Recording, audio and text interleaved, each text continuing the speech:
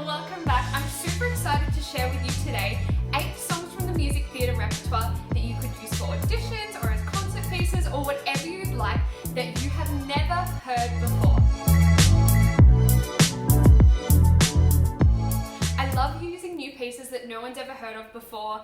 It's always something new for an audition panel, or if you've got an audience sitting there and they're always like, oh wow, I've never heard this song, and it's really cool to sort of be the first person that gets to introduce that song to an audience. So I think that's really special too. And so I've got 8 to share with you today.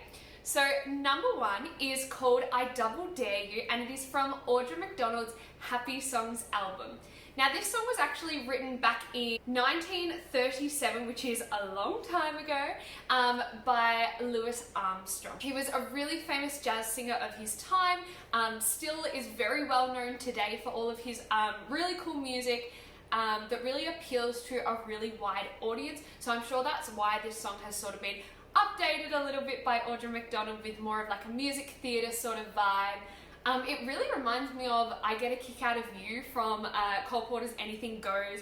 It's got that same sort of like jazzy kind of a little bit sneaky, a little bit cheeky and flirtatious, which I think is also why I like it. It kind of has this on top level of like I don't want you but I do sort of push and pull, and then underneath it's like just really passionate, and it's like you can tell that she's really into him, but as we all do, you play that little game of like to and fro, and I think that's always like a really cheeky and fun thing to play on stage. Now the reason why I picked this particular piece out of the Happy Songs album is because I find it has a really big range, and it's always great to go into an audition and show as many things as you possibly can. Obviously without, overdoing it and changing the feel every 10 seconds. But it does have a couple of really cool sections, and the song definitely builds all the way to the end, so you're always getting like bigger and better. It's got this kind of like vaudeville, I almost think of like Chicago, Velma Takes the Stand, anything vibe, because it goes into this like fast tempo, I double dare you, do, and it's really fun and upbeat, and so it sort of just like lifts the song to the next level. And then at the end you have this like big brassy section where Audra just like goes wild and sort of does this beautiful, I don't know if it's like a straight belt or if it's kind of an old jazzy kind of belt, and I think that's why I like it. It's not very like contemporary poppy, it's more got that like really old feel. So I would say any like pre-1960s musicals that you're going for, that sort of alto lead character belty moment, I think this would definitely be a great song for that. So the next song I kind of stumbled upon by accident. It is called Somebody, and it is from a musical called Amour. The character who sings this song is in a really unhappy marriage. I think she married like very young, and then now her husband sort of like neglects her. She's found a new man who takes interest in her, and she's fallen in love with him and wants to experience all like the happy fun things that she feels like she missed out on. And so it's just about somebody to love, somebody to care for, and somebody to have a fun time with.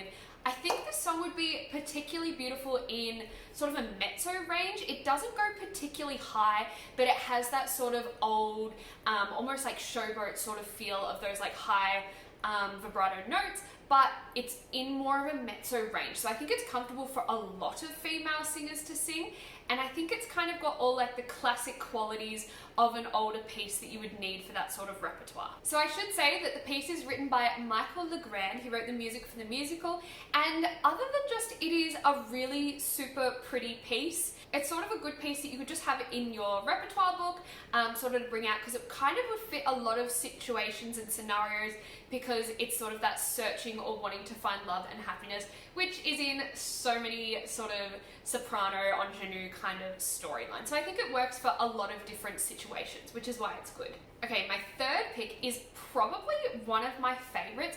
It just tells such a beautiful story, and I think we can all relate to it in some way.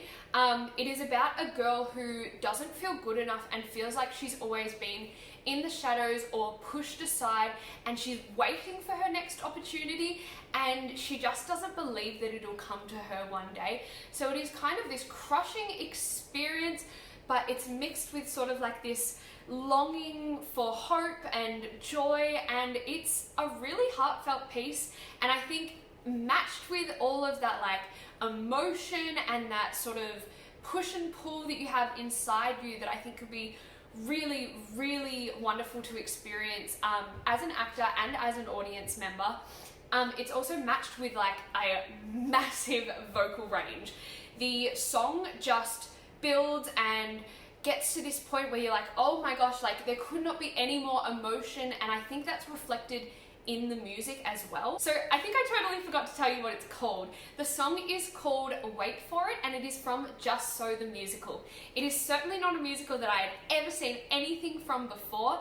The recording is really beautiful to listen to. It has a D flat big belt in it as well. So like I said, vocal range is huge, emotional range is huge. You've definitely got to be a fierce actor to take this one on, but I would love to see anyone who has a go for it. If you do, please leave a comment. I really love this song and I hope you do too. Okay, if you love to belt, if you love Barbra Streisand, if you love that sort of teen sort of want for something more, this is the song for you. So the show is called Scandalous. It was written back in 2005 by David Pomeranz and David Friedman, and it is just a whopper of a number. It is kind of like the Don't Rain on My Parade version of Somewhere Over the Rainbow. The storyline is a 17-year-old girl that believes that she can rule the world, do anything that she wants, and kind of get blocked a couple of times and is just exclaiming, why can't I? It is a massive song. When you think it's like reached its peak, there's like another 3 mountains to climb post that. I think you could cut this piece in so many different sections and still get a whopping belt no matter what section you chose. It is by far the biggest number I have ever heard. You've got to be a brave belter to take this one on, but it is so impressive, and it has just got this like emotional pull of just like, oh, I really want this thing, and it's just a fun number. Now the next one is another personal favorite of mine. I have sung this for a couple of auditions, a couple of like mock performances as well. It's kind of just got like a really soft place in my heart.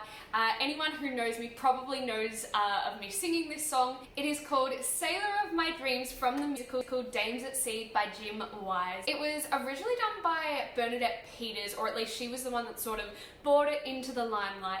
And it is just a fun, cute number. It is a little bit sort of like ditzy, you could say. And it's kind of just about this girl that has fallen hopelessly in love with this sailor, and she's just so in love with him, and nothing could ever be better in the world than him, and she wants to do everything for him, and it's just really super duper fun. I love playing those like really bubbly characters, and so I definitely get to have a lot of fun when performing this piece. There are so many directions you could take it, and I think no matter how many times you perform this piece, it's always going to be different every single time you play it, and the difference between performers could also be just absolutely massive. And so if you take on this piece, I would say play around with it as much as you can. There's so much that you can get out of it. Me personally, I sort of went away from the recordings that I had heard with the advice of my musical director at the time, and did this sort of like cakewalk, belty section at the end where I actually went, I think it was like the octave higher, and it definitely like grew towards the end, whereas in some of the recordings it kind of drops down to a more like cruisy pace.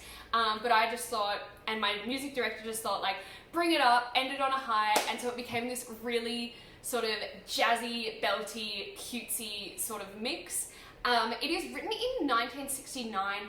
I would like it to sort of a pastiche of a Cole Porter sort of musical. So I think it could definitely suit any auditions for pre-1960s repertoire. That's sort of where I would place it. I usually love singing a lot of pastiches. What that means is it's written in a modern era, but it's in the style of something that's a little bit older. For example, I really like singing stuff from Gentleman's Guide to Love and Murder, and that is a pastiche of a Gilbert and Sullivan show, and they were in the operetta genre. So even though Guide to Love and Murder was written, I think in like 2015 or something around there, it reflects a much older style, but it's kind of written in a really like smart and witty way, and I think that's what pastiches have to bring. They have like new concepts and new like techniques that you can use to also reflect that style in maybe a more clever way, that I think would be really fun to explore those sort of like nuances. So anyway, that was Sailor of My Dreams. So this one's a little bit more of a serious number. Once again, it is sort of in that pre-1960s genre. It is called I've Never Said I Love You from the musical Dear World. Now the music and lyrics for this musical were written by Jerry Herman. However, it was one of his least successful musicals. I don't believe it had a very long run. I think it was maximum maybe like 30 performances. However many performances it wasn't very successful. It closed pretty quickly, and that's why not a lot of people know about it, even though it has some beautiful music. This was actually recommended to me by two different people. One was an Australian music director and the other one was a music director in New York. So I think it has grown a little bit in popularity, but it's still definitely not something that everyone would know. So once again, this musical was actually written in 1969. However, once again, I would put it in the pre-1960s repertoire because it's definitely got an older sort of feel, and it deals with like the same sort of themes that those older pre-1960s musicals deal with as well. Okay, number 7 is a lot more contemporary. It deals with an old storyline though. So the musical is called Death Takes a Holiday, which was written in 2011 by Amori Yeston. The song that I'm talking about is called Who Is This Man? And it is a woman that has fallen in love with a man, but there's something a little bit suspect going on there, and she's not quite sure how to figure him out or what's going on. Now the story is actually based on a very, very old Italian storyline called La Morte in Vacanza. And what that pretty much means is the devil has come up to our world for a holiday and he has fallen in love with this woman. So therefore the woman is trying to figure out who this kind of weird guy is. Turns out it is actually the devil. Now you may have seen this storyline before. It was in like a 1930s film, and then they remade it, I think in like the 1980s or something, with Brad Pitt. It is a terrible movie. It was actually on TV not so long ago, and it is just like the longest movie I've ever seen, and it's just very dragged out. The musical, however, is a lot more short and sweet, which makes it a lot more upbeat. This song in particular is a bit more of an upbeat sort of song. It is very positive, and she's just simply trying to figure out who this guy is. Of course, there's a little bit of suspicion there, a bit of uneasiness, but she does really like him, and that definitely comes across in the song. So last but not least, if you have stuck around for this song, well done, because I'm about to drop maybe a little bit of a bombshell on you.